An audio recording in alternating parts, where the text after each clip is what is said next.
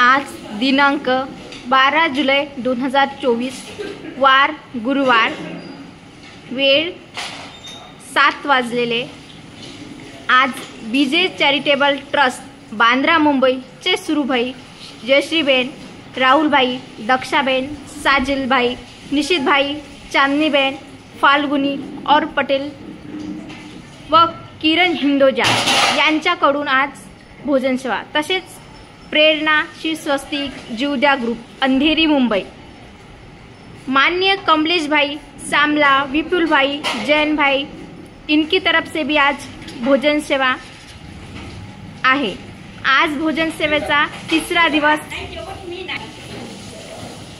तरीही या सर्वांनी आज भोजनदान केल्याबद्दल सगळ्यांचे धन्यवाद। आज नंददीप फाउंडेशन बेघर मनोरुग्ण निवारा केंद्र येथे यांनी मनाभावाने इथे दान दिल्याबद्दल त्यांचे नंददीप फाउंडेशन सच्चा आभारी। जय हिंद, जय महाराष्ट्र।